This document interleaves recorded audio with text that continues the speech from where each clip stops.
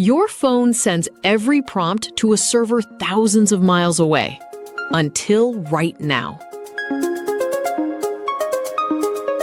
Cloud AI costs millions, slows down responses, and exposes your personal data along the way. With millions using AI daily, global data centers are hitting an energy and speed wall. To fix this, engineers are shrinking massive AI models into micro-sized software packages.